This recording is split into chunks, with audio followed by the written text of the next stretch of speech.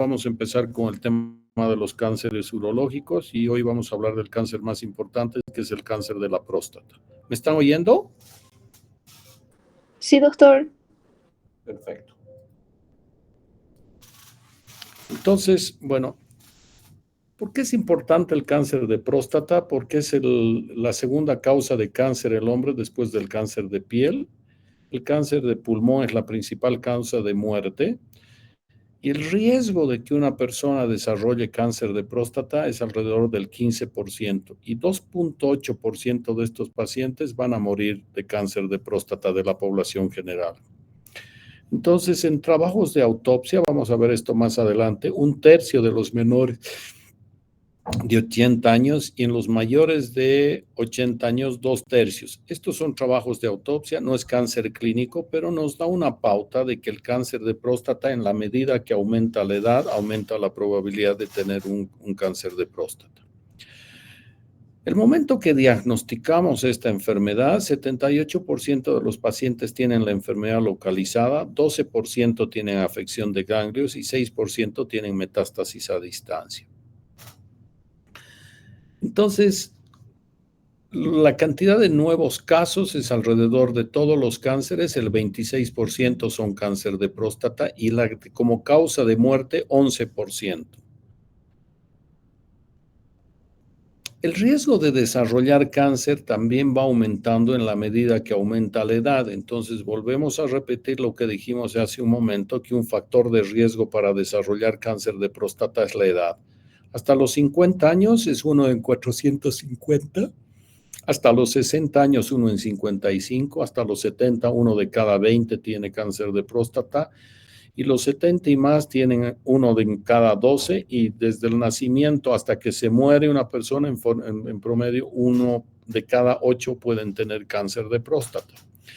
Bolivia, no sé cómo sacan mucho esta información, pero este Global Can habla de que Bolivia estaría en un riesgo intermedio, ¿no? De desarrollo de entre 32 y 45 por 100,000 habitantes. Y esta mañana veía este tema de cáncer, esta tarde estaba revisando, como incidencia está en en el ranking número 4, después de pulmón, pecho, recto, estaría próstata. Y desde el punto de vista de mortalidad estamos en el 7º lugar, ¿no? 8º lugar.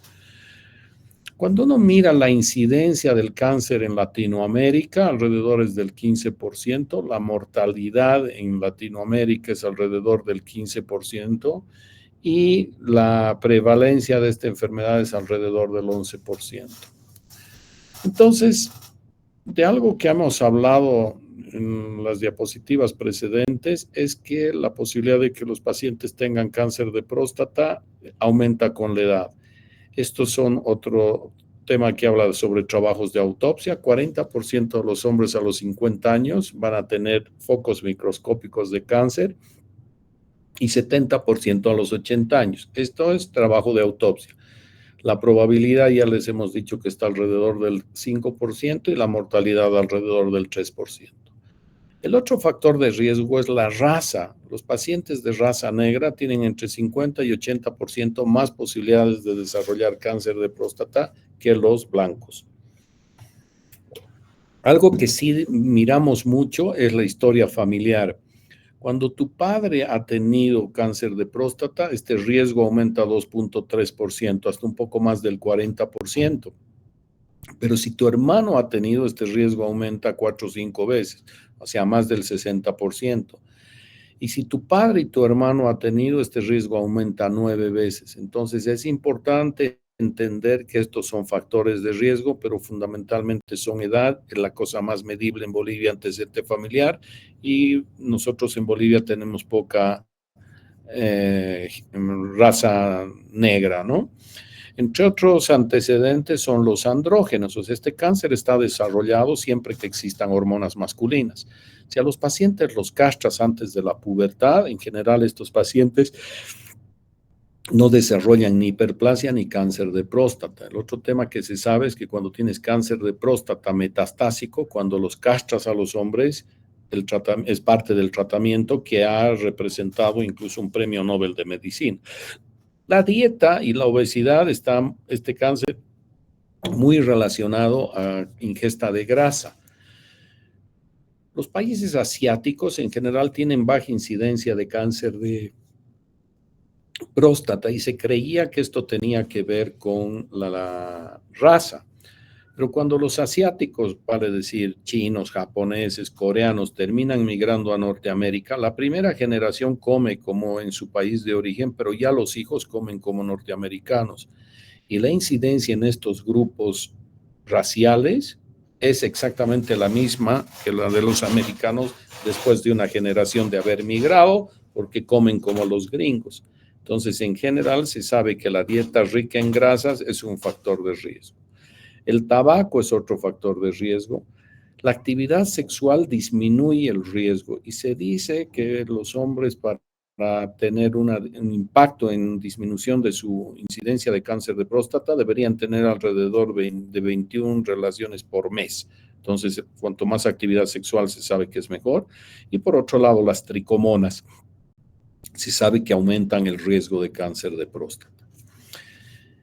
Las posibilidades de que encontremos estos focos microscópicos de cáncer también podemos verlo en esta tabla y miren qué alta puede ser a los 80, 90 años, puedes encontrar entre un 40 y 73%. Como mensaje es que tú puedes tener un cáncer de próstata microscópico oculto, pero estos pacientes pueden morirse de cualquier otra cosa menos de cáncer de próstata. Por lo tanto, en estos grupos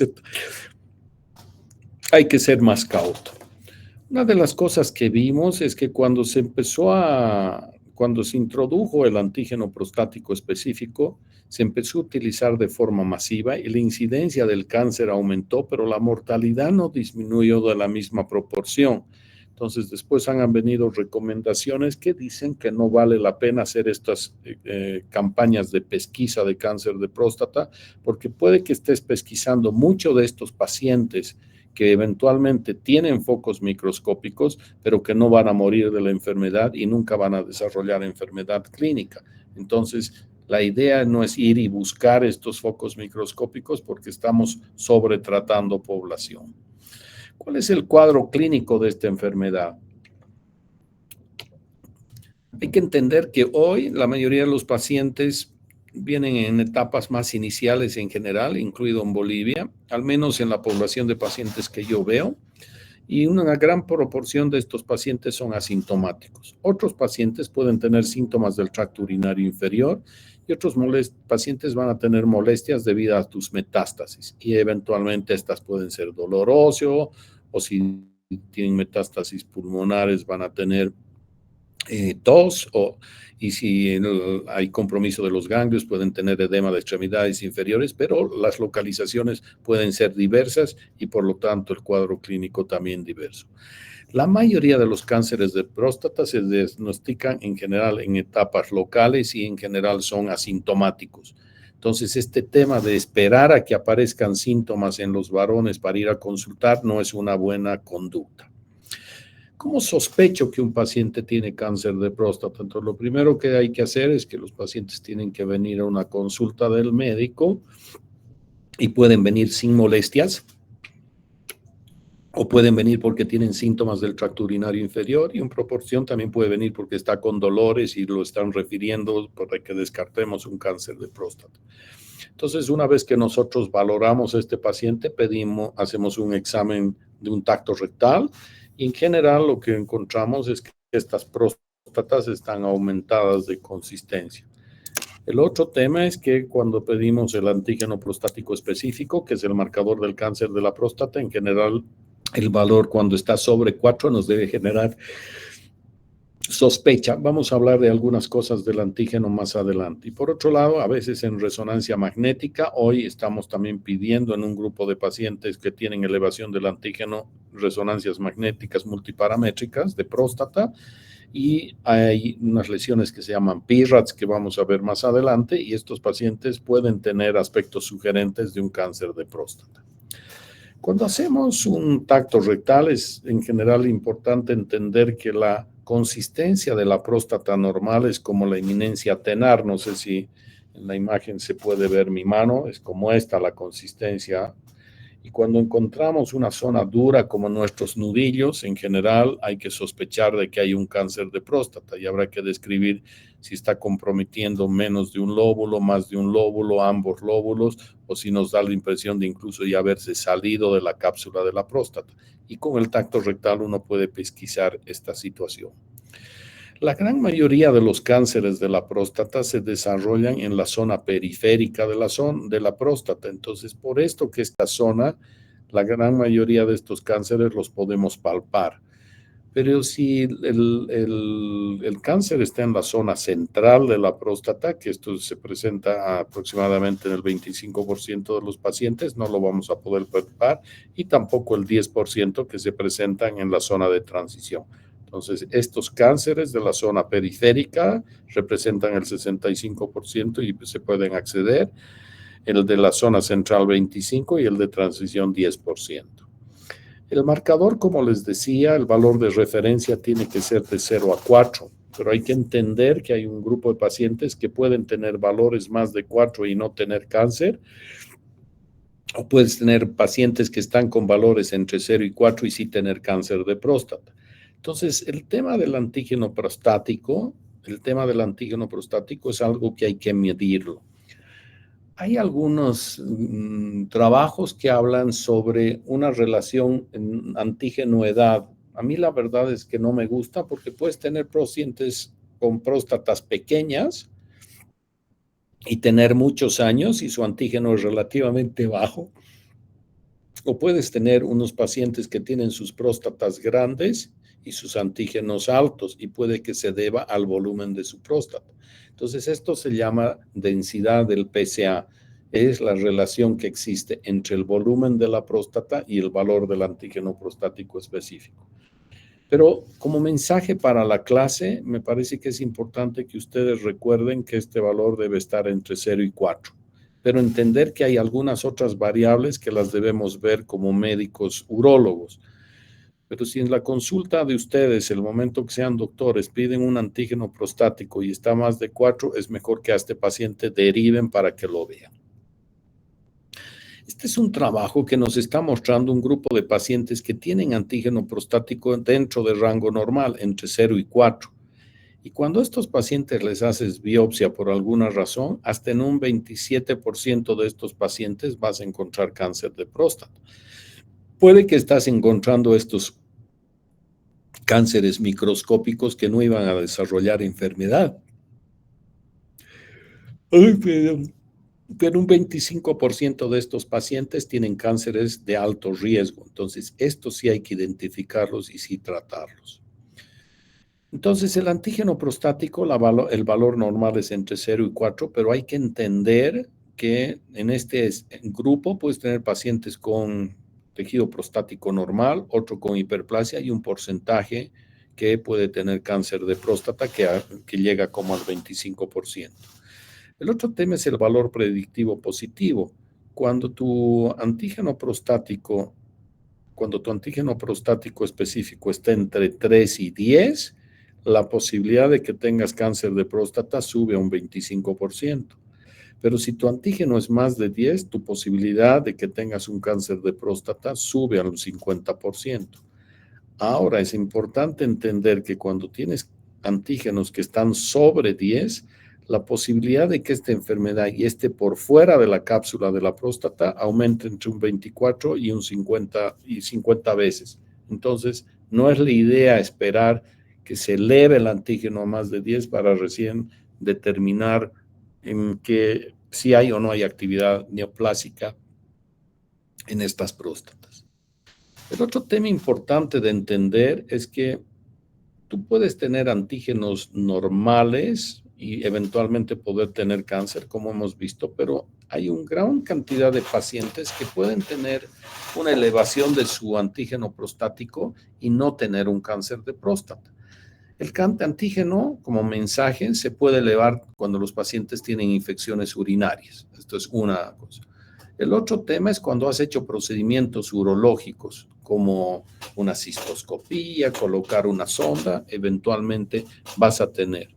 El otro, cuando los pacientes sobre todo han hecho ejercicio vigoroso, fundamentalmente bicicleta, pero a veces temas como equitación o como motocross eventualmente pueden condicionar elevación.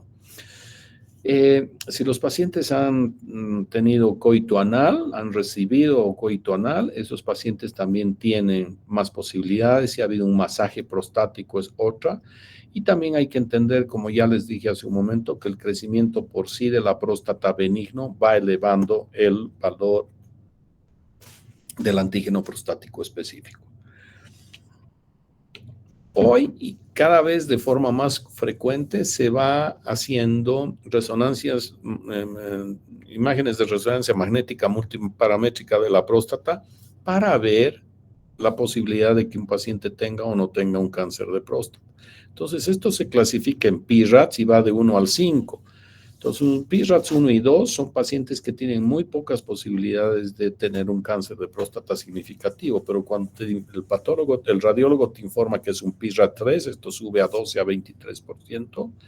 Cuando es un PIRAT 4 hasta 75% y cuando es un PIRAT 5 hasta 90% tienen posibilidades de tener un cáncer de próstata significativo.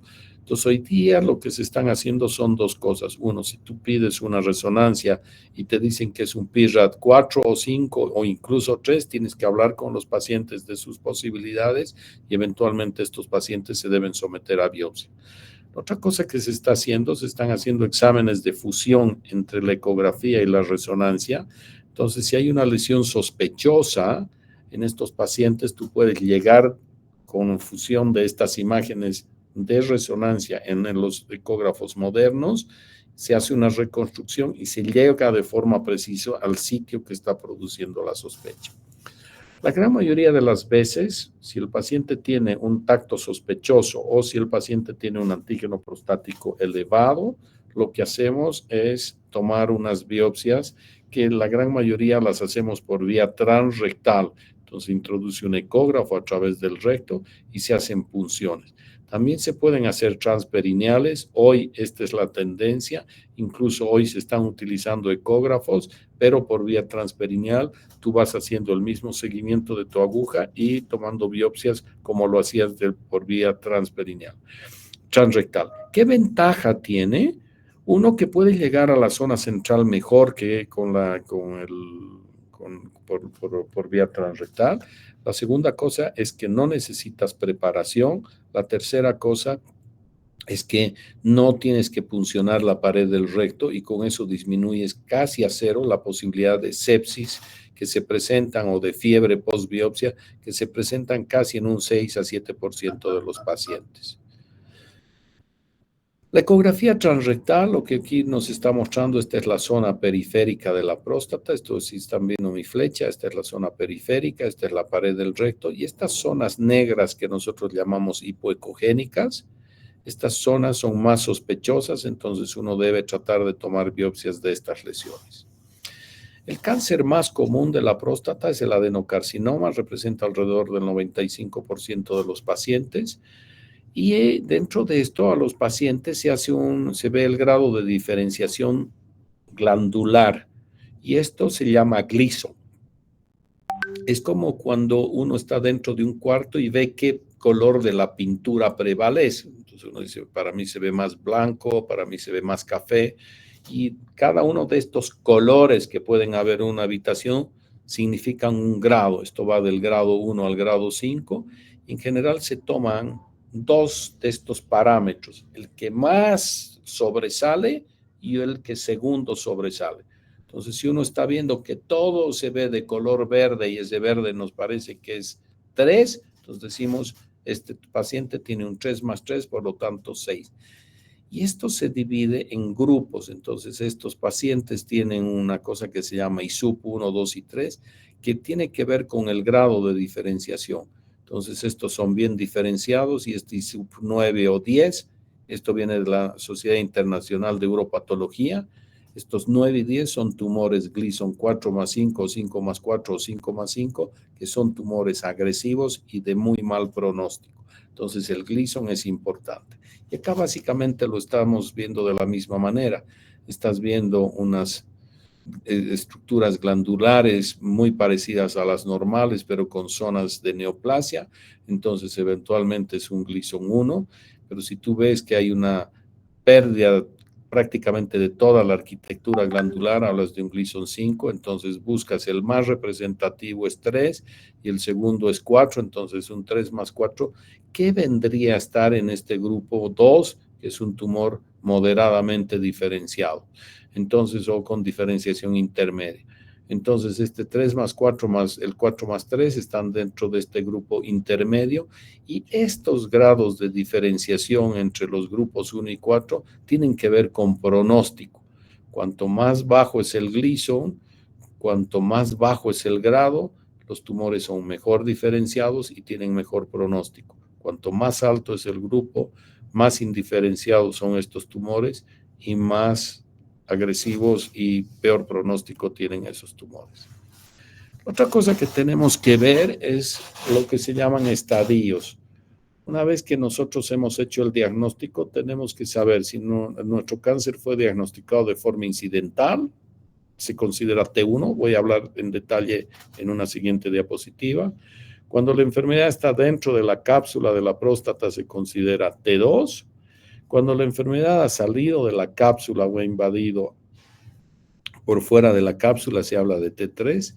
Y cuando compromete órganos vecinos, se considera T4. Esta enfermedad va a los ganglios ilíacos y obturatrices y a distancia al principal lugar son los huesos, después pulmón, hígado, cerebro, de ahí puede ir a cualquier lugar. Entonces, estos estadios T o incidentales en general son tumores que cuando tú pides el antígeno no se nota nada, o sea, están normales, cuando lo tocas no hay nada sospechoso. Lo operas de su próstata pensando que es algo benigno y es un T1A cuando menos del 5% de todo el tejido examinado tiene cáncer. Cuando es más del 5%, hablas de un T1B. Entonces, esta cosa hay que mirar. Y el T1C, que es la forma más común de diagnosticar, son pacientes que el tacto es normal, pueden tener molestias o estar asintomáticos, pero cuando pedimos antígenos prostáticos están sobre el rango normal. Entonces, este es el estadio más frecuente de encontrar tumores de cáncer de próstata. Dijimos que el T2 era una lesión intracapsular y cuando es menos de un lóbulo, hablamos de T2A, cuando es más de la mitad de un lóbulo T2B o cuando compromete ambos lóbulos es T2C. El T3 dijimos que eran los extracapsulares, cuando invaden la cápsula y cuando invaden las vesículas seminales es un T3B. Y cuando los tumores se van a órganos adyacentes como la base de la vejiga, el esfínter o el recto, eventualmente estos tumores se consideran T4. Ya hablamos de los ganglios, se pueden ver ganglios en la cadena ilíaca y obturatriz, y a distancia hueso, pulmón, hígado, cerebro. Este examen es un examen después de que el paciente vino con, por ejemplo, síntomas del tracto urinario inferior iniciales, en su examen físico no encontramos nada relevante, le pedimos laboratorios y su antígeno estaba en 12. Al paciente le hicimos una biopsia y la biopsia nos dice que tiene un cáncer de próstata en 5 de las 12 muestras que se tomaron. Y por otro lado nos dice que es un tumor que tiene un Gleason 4 más 3. Entonces es un I-3, ese paciente tiene que ir a pesquisa de si hay metástasis óseas. Este examen se llama cintigrama óseo. El cintigrama óseo es cuando la enfermedad de la próstata viaja y llega hasta los huesos y produce estos depósitos. Estamos viendo prácticamente todo el ilíaco que está comprometido, el ilíaco derecho, está también parte del izquierdo y múltiples metástasis en toda la columna, sobre todo en la columna lumbar y múltiples en arcos costales, incluso a nivel de el húmero. Entonces tienes estas lesiones metastásicas que te están diciendo que esta enfermedad está diseminada. A veces pides una placa de tórax y puede estar normal como esta o en algunos casos ya haber metástasis. Acá es otro cintigrama óseo que estamos viendo actividad tumoral más en arcos costales, también en el fémur, algo en la cresta ilíaca, pero no se ve como el anterior paciente. Y acá se ha pedido una resonancia que nos está mostrando actividad metastásica en los cuerpos, en esos cuerpos vertebrales. Entonces, se recomiendan siempre hacer imágenes óseas y pélvicas cuando hay enfermedad de riesgo intermedio o alto. Las de bajo grado no es necesario hacer. Las de bajo grado vamos a ver más adelante cuáles son. También se puede hacer en un grupo de pacientes, sobre todo que han tenido tratamiento y que nosotros creemos que han recurrido, o estamos pacientes con enfermedad localmente avanzada y queremos ver si se ha ido más arriba la enfermedad. Podemos hacer una tomografía con emisión de positrones y ver actividad en pulmones a nivel del mediastino, y estos pacientes ya se consideran también como enfermedad metastásica. Entonces, consideramos a estos pacientes de bajo grado cuando la enfermedad está en menos de T2A. Quiere decir, son pacientes que tienen una lesión que como máximo puede palparse en menos de la mitad de una glándula. El antígeno prostático va a estar menos de 10 y el Gleason en 6. Entonces, el grupo pronóstico es 1.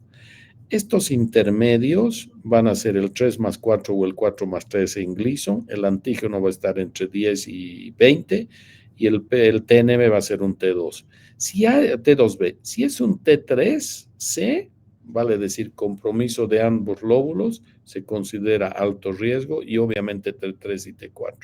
El antígeno tiene que estar en más de 20, se considera alto riesgo. O que sean grupos Gleason 8 o 9 y 10. Entonces, estos pacientes tienen tumor de alto grado. Bajo grado, buen pronóstico; alto grado, mal pronóstico; riesgo intermedio, un pronóstico regular. Entonces, ¿cuál es el tratamiento del cáncer de próstata? Cuando la enfermedad está localizada, vale decir, los hemos estudiado, tenía el paciente diagnóstico de cáncer de próstata, su antígeno estaba en 12, es un Gleason 4 más 3, que lo hemos estudiado. Vamos a poner 3 más 3 para explicar lo de vigilancia activa. Su antígeno estaba en 9 y en el tacto no se palpaba nada, hicimos biopsia y sale cáncer. Entonces, dentro de las opciones, podemos decir que este paciente está dentro del grupo localizado. Lo etapificamos y no hay diseminación a distancia. Si es un grupo de bajo riesgo, no es necesario. Si es un grupo de riesgo intermedio o alto, hay que tapificar. Entonces, estos pacientes tienen posibilidades de de someterse a vigilancia activa. Entonces, la vigilancia activa es parte de lo que se puede hacer. Y vigilancia activa es entender que el paciente tiene cáncer de próstata diagnosticado, pero que su condición es de un tumor no agresivo y lo vamos a observar.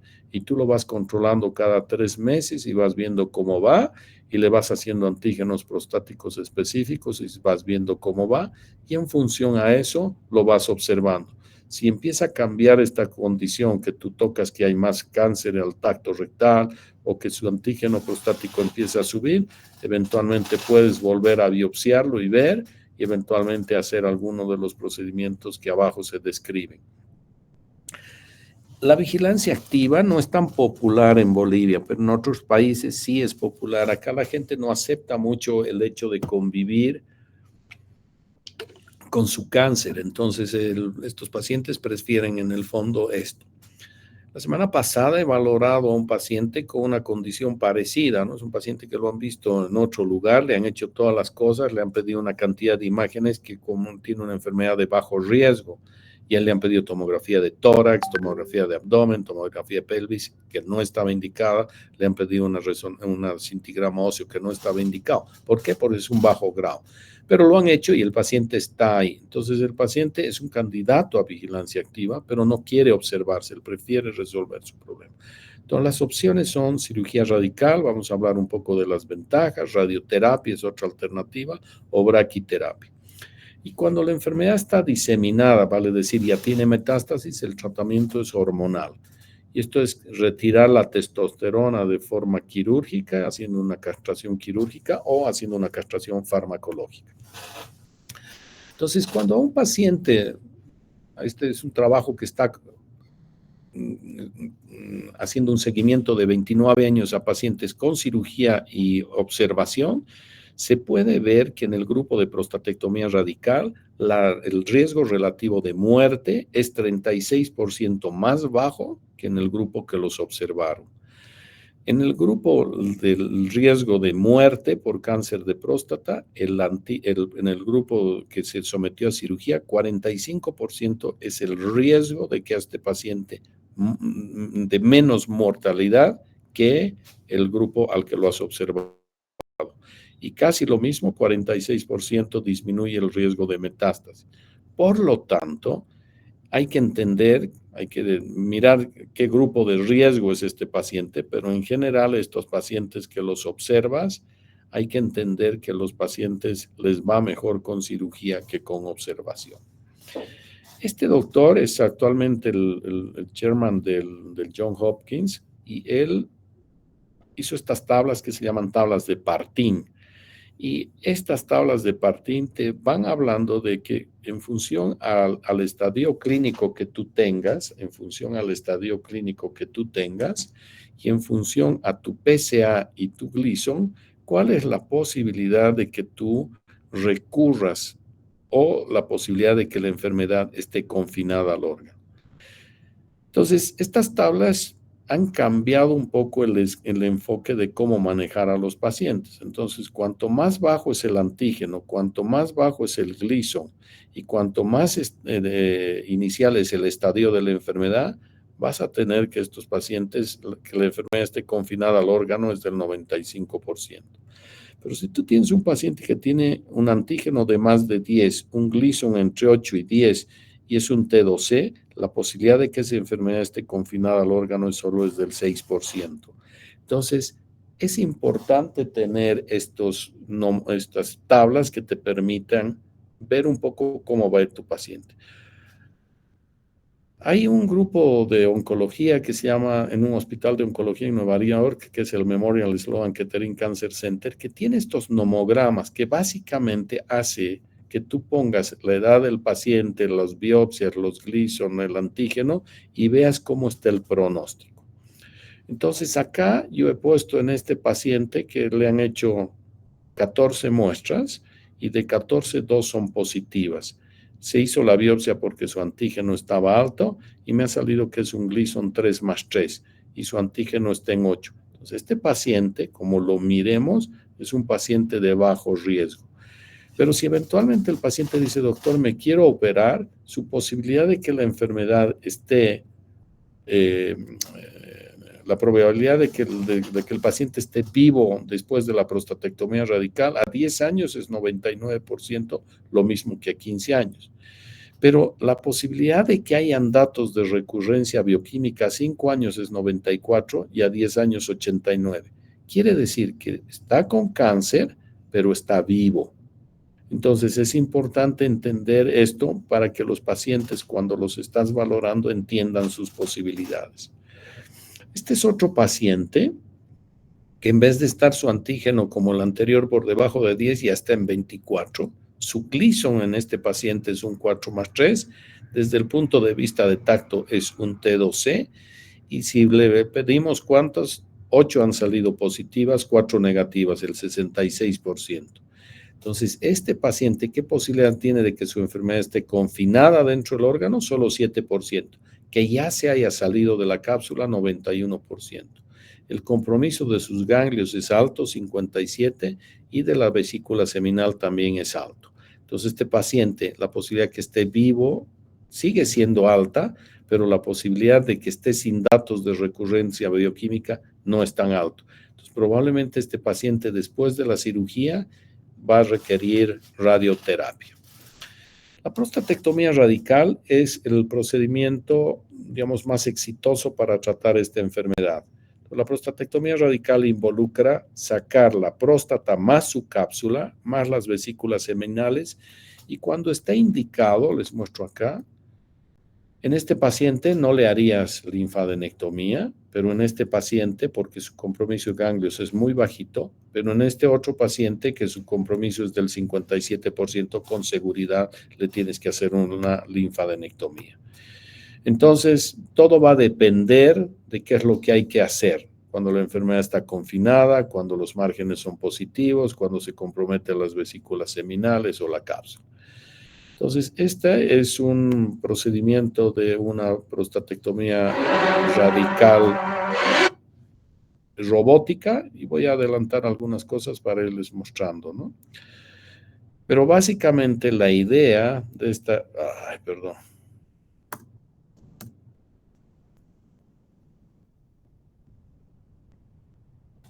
Entonces, la idea es hacer lo que hacemos por cirugía abierta, esta es cirugía robótica, y se está sacando toda la grasa que está delante de la próstata, eso es lo que se está haciendo ahorita.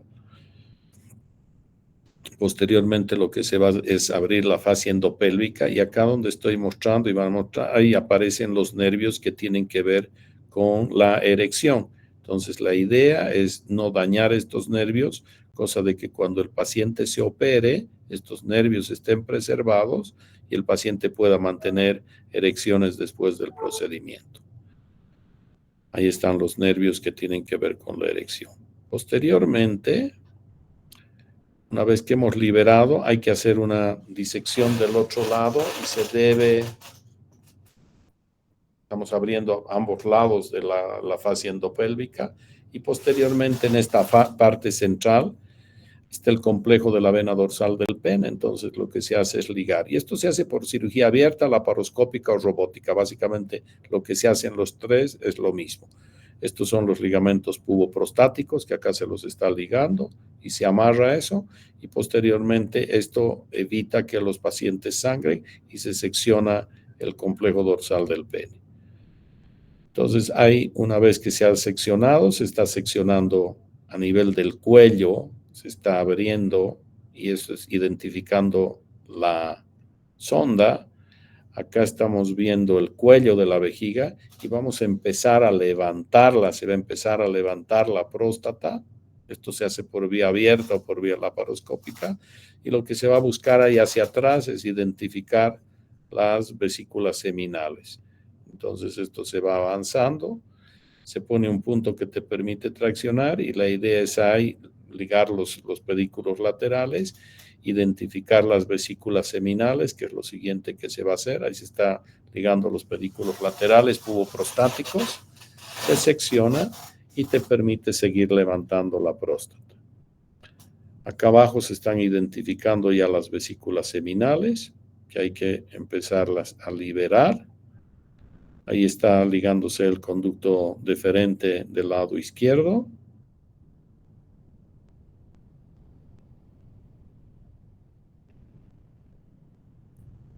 Y se empieza a levantar la próstata hacia arriba respetando estas estructuras. Entonces acá está una de las vesículas seminales, acá está la otra, y ahí te estás entrando entre la vejiga y el recto levantando la próstata.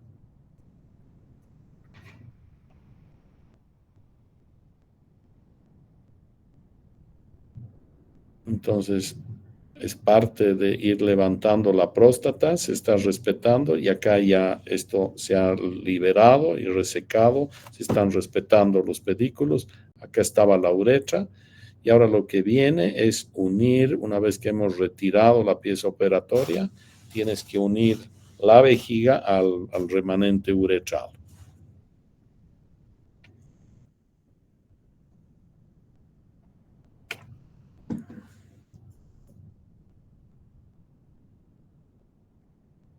Entonces ahí se está seccionando la uretra.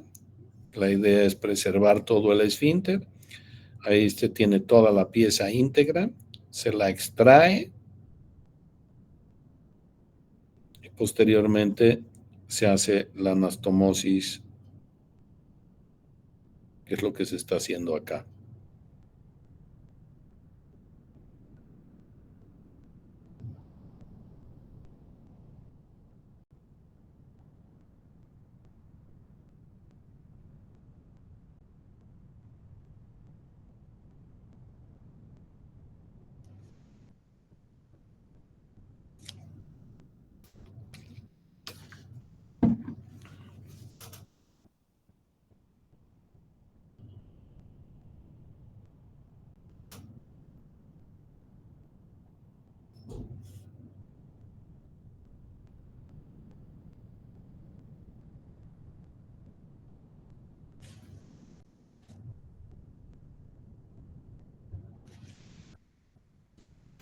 Entonces ahí se está viendo que la vejiga se la está llenando y no hay fuga. Entonces el procedimiento continúa. Entonces cuando se saca la próstata, como les dije, cuando se hace una cirugía radical, se saca la próstata con su cápsula, las vesículas seminales y cuando está indicado ganglios. Cuando hacemos cirugía abierta, nosotros abrimos la cápsula de la próstata, sacamos el adenoma que está por dentro y cerramos la cápsula. Entonces, esa es una diferencia entre una prostatectomía simple y una prostatectomía radical. Entonces, ¿qué cosas empeoran el pronóstico? Cuanto el antígeno es más alto, peor pronóstico. Cuanto el Gleason es más de 7, peor pronóstico. Estadios que superan el T2, peor pronóstico. Entonces, depende. Si no tienes ninguno, 1, 2 o 3, tú vas a tener que la posibilidad de sobrevida es más alta cuando no tienes factores de riesgo y es más baja cuando tienes varios factores de riesgo. Pero en general, la ventaja de la prostatectomía radical es que a partir del 5º año, la probabilidad de estar libre de progresión se mantiene relativamente estable y eso es algo bueno. La otra alternativa es hacer hoy día radioterapia y fundamentalmente hoy día estamos haciendo radioterapia probablemente más sobre una cosa que se llama intensidad modulada, que no es la conformacional 3D, sino es una intensidad modulada que permite administrar altas dosis de radioterapia desde distintos puntos concentradas en un lugar. Entonces, la intensidad modulada te permite dar dosis más altas y tienen menos toxicidad. En general, se dejan por conformacional hasta 76 grays, pero tienen riesgos estos pacientes hasta del 42% de problemas y con intensidad modulada tú puedes tener posibilidades de controlar la enfermedad mucho más altas a pesar de estar dando dosis más altas. Entonces, miren qué pasa con 3D con 76 grays versus con intensidad modulada. Y hoy tenemos este tipo de radioterapia felizmente. El otro tema es mirar toxicidad. Con 3D tienes 17% y con intensidad modulada 2%. Entonces, hoy esta es una alternativa. La pregunta, ¿vale la pena partir con radioterapia o con cirugía? Hoy día tenemos claridad que es mejor partir con cirugía. Si el paciente recurre, tienes una arma más y es la radioterapia. Cuando haces al revés, que partes con radioterapia, el paciente recurre, cuando vas a hacer cirugía, esos pacientes tienen muchísimas complicaciones. Entonces hay que ir viendo esto. Esto sirve para mirar cómo van los pacientes cuando doblan su PSA en menos de 3 meses. Vale decir, tenían 0,2 y en el siguiente control menos de 3 meses está en 0,5. Entonces, los pacientes con cirugía, 84% es la posibilidad de que de la mortalidad cáncer específico con cirugía y 79% con radioterapia. Pero si la velocidad del PSA de estos pacientes se duplica más de 3 meses, la sobrevida de estos pacientes cáncer específico es mejor. Y en la medida que van pasando, se replican las mismas cosas, pero cuando es menos, las condiciones de estos pacientes se empeoran. La braquiterapia es colocar unas semillas de material radioactivo dentro de las próstatas y este material radioactivo puede ser yodo 125 o paladio 103. Entonces, a través de esta grilla se introduce un ecógrafo a través del recto, te permite ver la próstata, esta es esta grilla, ahí está el ecógrafo y tú a través de estas agujas vas introduciendo estas semillas de material radiactivo dentro de las próstatas. Estos procedimientos sí funcionan, sí son eficientes, pero funcionan sobre todo en pacientes de bajo riesgo. Lamentablemente en Bolivia no tenemos, pero es una alternativa. Entonces, para finalizar, hablar un poco de estos pobres pacientes, que son pacientes que tienen enfermedad diseminada como esta, ¿no? Entonces, esta es una locura de paciente, tiene metástasis, debe estar muy adolorido. Estos pacientes, cuando les haces hormonoterapia, vale decir, los castras, la hormonoterapia funciona en el 90%, no funciona en todos los pacientes, pero a veces tú encuentras pacientes con metástasis como cualquiera de estos dos pacientes, les haces tratamiento hormonal y las metástasis involucionan, estos antígenos que están en más de 100 pueden bajar a casi niveles indetectables. Y en general esto se mantiene por 1 a 2 años. Después de ese tiempo los pacientes recurren y cuando recurren en general la sobrevida era de 2 o 3 años, pero hoy día hay nuevas moléculas, abiraterona, enzalutamida, que funcionan súper bien, pero que son extremadamente costosas. 6% de los pacientes son metastásicos en el momento del diagnóstico y probablemente el dolor sea el síntoma más importante. Entonces ahí están pacientes con metástasis óseas. Este es Charles Higgins, que es el médico que encontró una relación entre cáncer de próstata y dependencia de la testosterona, y él recibió premio Nobel por entender que si los castrabas a estos pacientes disminuía la mortalidad, ¿no? Entonces, normalice el PSA, como les comentaba hace un momento, en 90% de ellos, y puede producir respuestas tumorales objetivas hasta en un 90% de los casos. Y obviamente esto no mejora la sobrevida, pero mejora la calidad de vida, disminuyendo el dolor y las complicaciones. Y hoy día su respuesta es variable. Estamos asociando medicamentos que ayuden a fortalecer los huesos, como el ácido zoledrónico, que ayuda en la captación, y les dejamos una mezcla de calcio con vitamina D para que se vayan depositando en los huesos, que a la corta son los órganos que son más dañados y producen más daño y dolor en estos pacientes. Entonces, la hormonoterapia, como les decía, se puede hacer sacando los testículos o eventualmente con medicamentos. Cuando usamos medicamentos, hay que utilizar medicamentos que son los agonistas o los antagonistas, pero sobre todo agonistas LHRH, que estimulan a la hipófisis y bloquean la liberación de ACTH y hormona luteinizante, con lo que disminuye la producción de testosterona por el testículo. Los antiandrógenos, que eran una alternativa que se utilizaban, hoy día no se deben utilizar solos, solo se utilizan durante un primer periodo inicial asociados a agonistas LHDH. Hoy día también comentar esto que hemos comentado hace un momento, después de unos 2 años los pacientes recurren, y hasta hace poco no había ninguna alternativa. Hoy día hay varias alternativas, que no es el sentido de la clase, pero con esto se está prolongando la sobrevida de estos pacientes. El problema es que son extremadamente costosos, ¿no? La enzalutamida debe estar costando, o la abiraterona, depende de la marca, pero entre $2,000 y $4,000 por mes. Entonces estás hablando entre $25,000 y $50,000 al año el tratamiento con estos medicamentos. No sé si tienen alguna pregunta.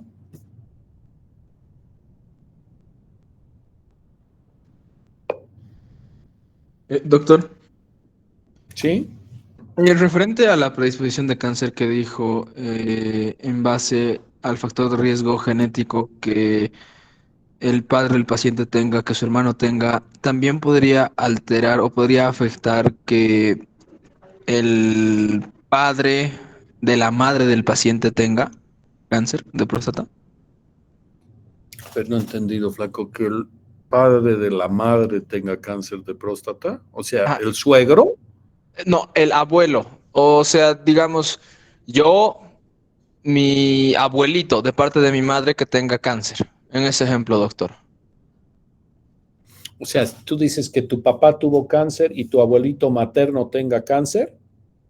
Solo mi abuelito materno que tenga cáncer de Y próstata. tu riesgo es alto, flaco. Tu riesgo es, si tu abuelito ha tenido, tú tienes que Ajá. controlarse. Y es bueno que los tíos tuyos, hermanos de tu mami, y eventualmente incluso primos hermanos, después de los 40 años, por lo menos se hagan un antígeno prostático específico y vayan viendo cómo van. Sí, esa es la idea. A esos grupos hay que identificarlos porque tienen más riesgo. Yo estimo, doctores, que en unos años esto va a acabarse, ¿no? De estar haciendo estas cosas, y probablemente vamos a tener estudios genéticos que te van a decir, tú eres un BRCA2, hazte esta cosa, tú tienes riesgo de esto, el otro le va a decir, usted tiene riesgo de diabetes, cuídese, a las chicas cáncer, riesgo de cáncer de mama, cuídense. Estas cosas vienen, y vienen pronto, ya están de hecho, pero en líneas generales no se hacen pues screenings masivos genéticos, pero sí lo que estamos viendo hoy es que si tu familia, no te olvides, si tu padre ha tenido, el riesgo es 2.4, 4.5 si es tu hermano, y si los dos es 9%. Entonces hay que ir mirando, hay más riesgo en esa población. Claro, sí, justamente esa fue las preguntas que un paciente, igual en una de las rotaciones que recientemente pude estar, le hizo a mi docente. Y mi docente como que trató de explicarle, pero como que igual no entendía en primera instancia a cómo se refería el paciente. Igual fue como que una consulta ya de extra, pero sí, igual me quedé con la duda y más bien justo lo puedo mencionar ahora, doctor. Gracias, doctor. No, buena pregunta. ¿Alguna pregunta más, chicos?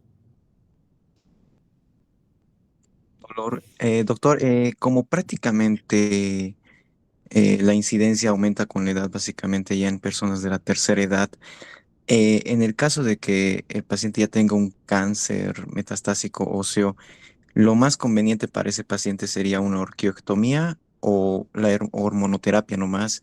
¿O también se podría utilizar ambas técnicas en ese caso, doctor? Buena tu pregunta. A ver, miren.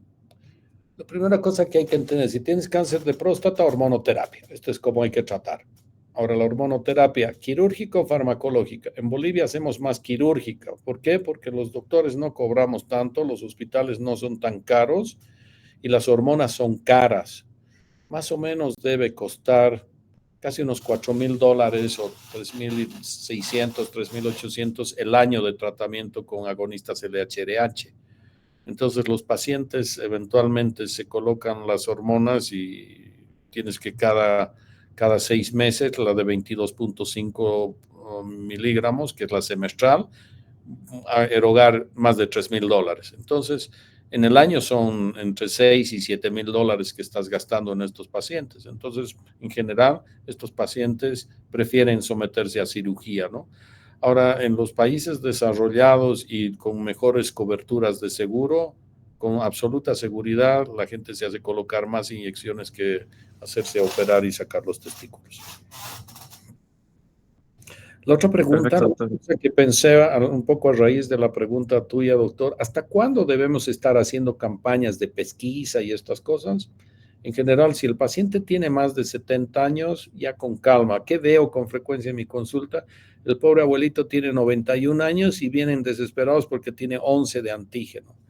Entonces ya no hay que hacer, no va a cambiar y puede que tenga cáncer el abuelito y se va a morir de cualquier otra cosa, no hay que estar haciendo. A no ser que tenga 72, 73 y tú veas que tenga una expectativa de vida de más de 10 años. Perfecto, doctor. Muchas gracias. ¿Alguna pregunta más?